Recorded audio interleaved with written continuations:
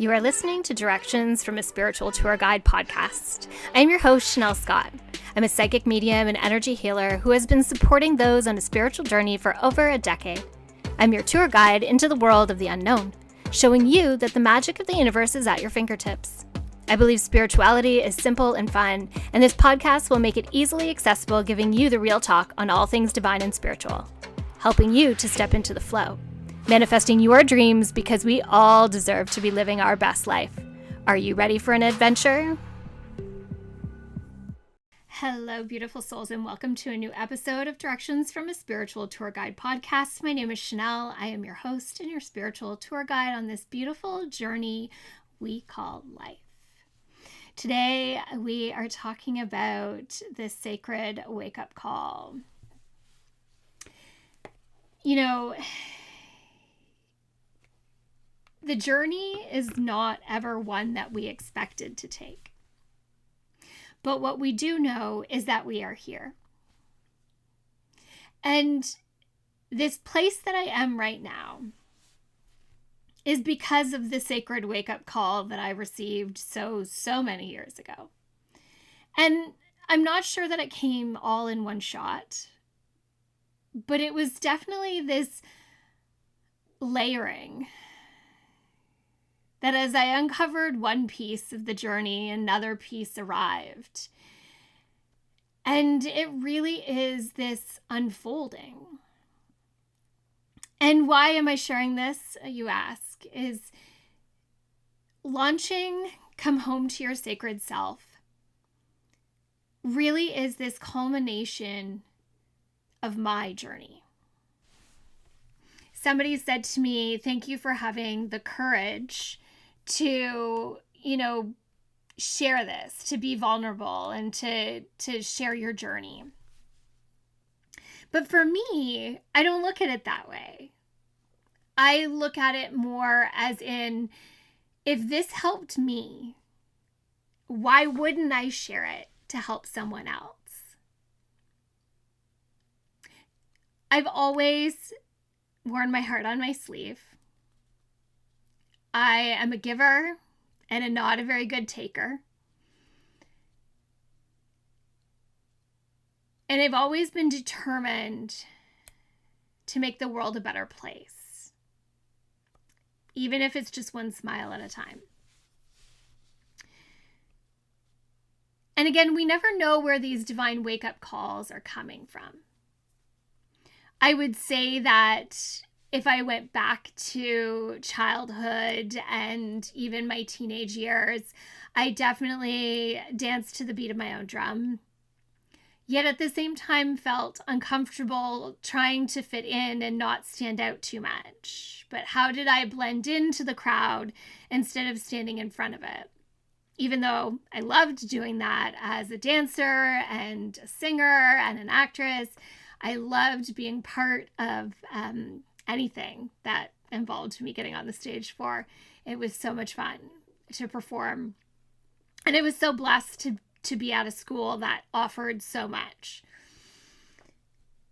I think the first wake-up call for me came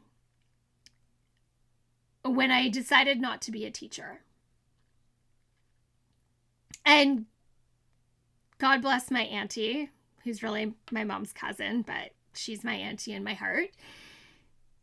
She said to me, I showed up for a haircut and had this massive cold sore on my face. And she just looked at me and was like, what are you doing?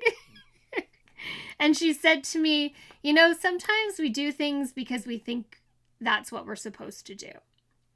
And although that was a wake-up call and I tossed my application to Teachers College, I didn't fully understand that and did a lot of things because I thought that's just what I needed to do or what came next in life, including marry my first husband. I fully know that we should never have gotten married, and I think I felt stuck and didn't know the way out, and it felt complicated and it felt messy and it felt like if I just worked at it, it'd be fine. But the reality was that it didn't last. few years later and one baby, an amazing child later, we ended up divorced. And it was a journey back to finding myself again because I got lost in that relationship in a really, really big way. And I'm really grateful for the man that came into my life and reminded me of who I was.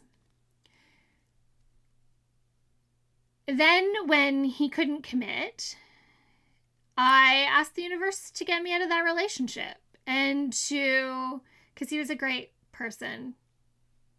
There really wasn't much wrong with our relationship. And I just said, bring me anybody. Get me out. And that's what the universe did.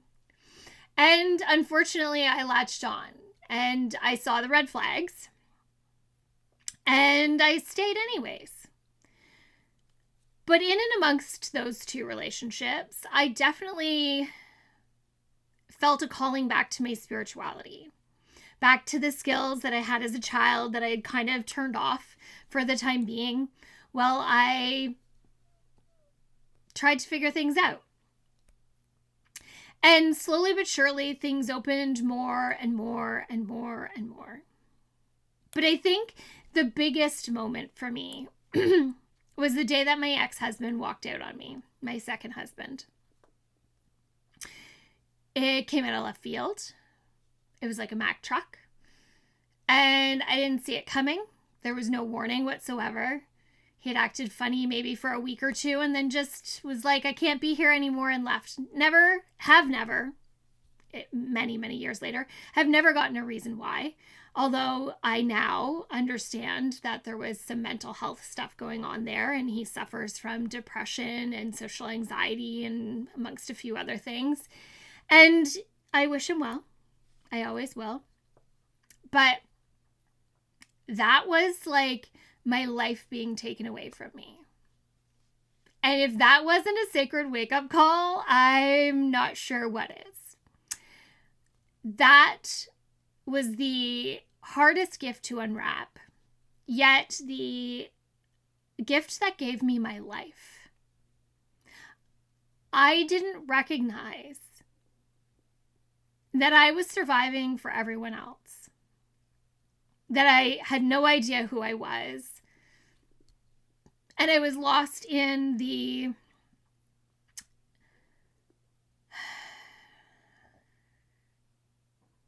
what the world thought I should be doing. I think that's the best way to put it.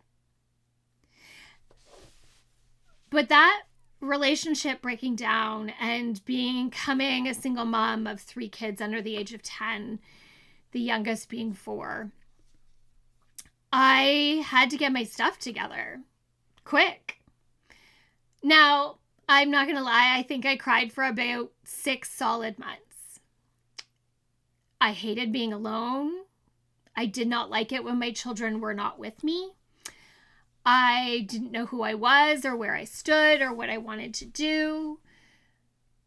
I was just confused and trying to find my way. But what I did start to do is I started to really recognize this pattern that I had been repeating over and over again. This pattern of trying to find comfort, trying to find connection, and trying to fit in. So I started to do the hard work. I saw a therapist. I continued to read and discover my spiritual practices that filled my cup. I took yoga teacher training. I did a business coaching course so that I could launch my business further than what it was. And I started to really invest in myself. And I saw the power of that. We're so quick to give. And like I said, I am the queen at giving. I was really good at giving for everybody else. But what I forgot is that if I invested in myself, I was actually helping other people. To which led the last, 12, 13 years of my spiritual journey. And again, there are times that I fell back into old patterns again. But what I've never stopped doing is honoring the sacred wake-up call that I got. Honoring that I am important,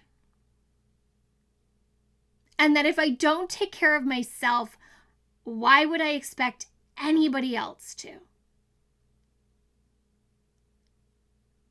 We show the world how to treat us.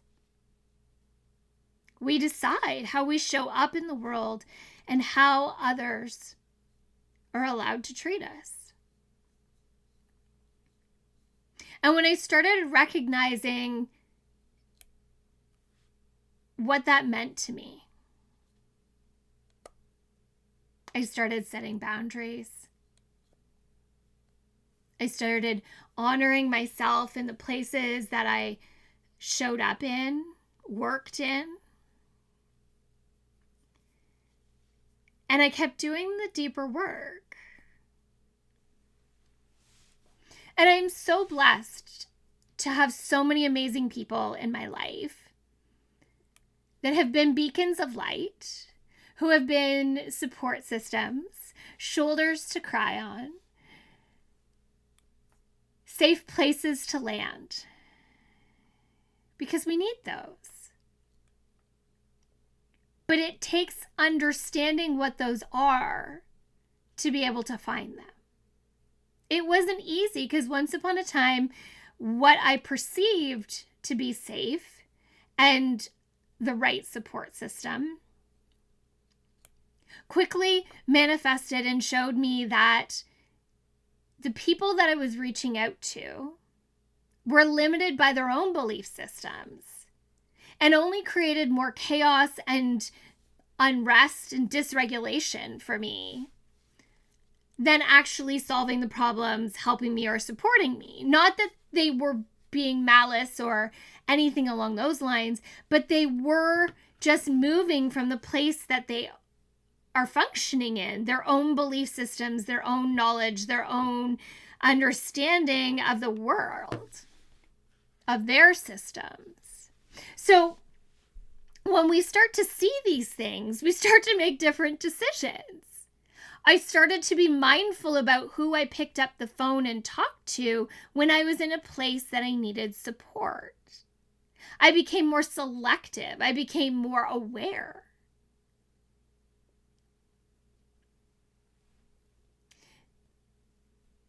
I don't know that a sacred wake-up call is a standard thing, but I will say I feel like that piece of knowing your support system is a powerful key or tool to that wake-up call. The right people is big. It's really big. But then I think another part of that is our internal guidance system, which for many of us, and I know for myself, was turned off. I was ignoring on so many levels. I was ignoring the things that my internal guidance is telling me. I pushed and forced through so much of my life. And I wish I could turn back the clock, but the reality is all of those things taught me the most valuable lessons in my life. And now I have the privilege to sit here and to share those lessons with other people. Our experiences allow us the opportunity to teach other people so they don't have to go through the experiences, but they can learn from ours.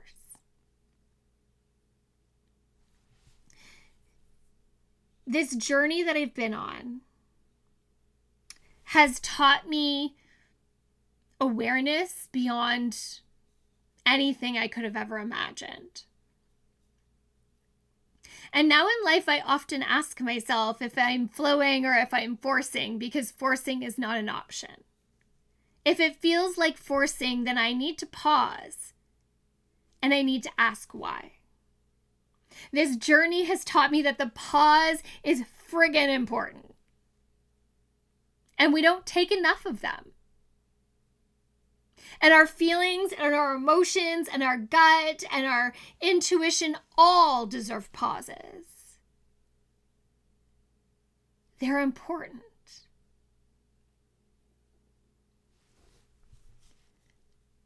And I think the last thing I want to share is just that the learning and the journey never ends. We think it should. But why? I feel blessed to learn new lessons each and every day.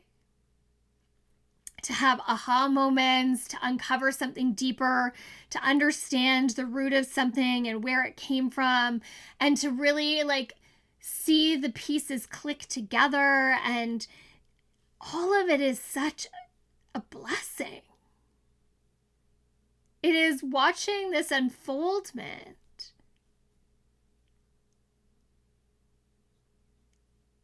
When we have this deep awareness and we can honor it, we can pause in it, we can grow and learn in it, the universe just keeps showing up and showing us what we need to see. And we find more flow. We consistently find the path of least resistance. And we find more joy. Because isn't that what life is really about? And let me tell you the joy that I have in offering this program. Come Home to Your Sacred Self is this gift. Not from me to you, but from you to you.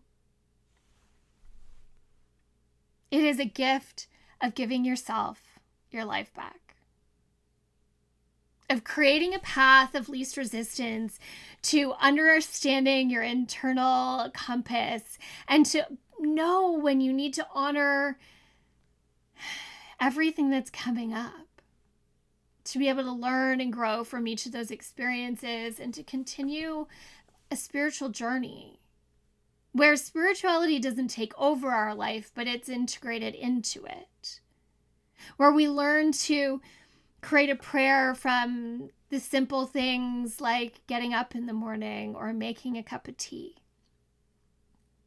saying hello to the moon at night, or just taking a deep breath. Whether your sacred wake-up call was a slap in the face or just a gentle nudge on the shoulder, I hope that you've seen it for what it is and you are willing to honor it. Because the universe is conspiring to bring you more joy. The universe has your back, and let me tell you, the plan that the universe has for you is far more magnificent than anything you could imagine. So, have you had your sacred wake-up call yet? And if so, what was it? What journey has it taken you on? Thank you for letting me share a little bit about my journey today, my sacred wake-up call, or calls.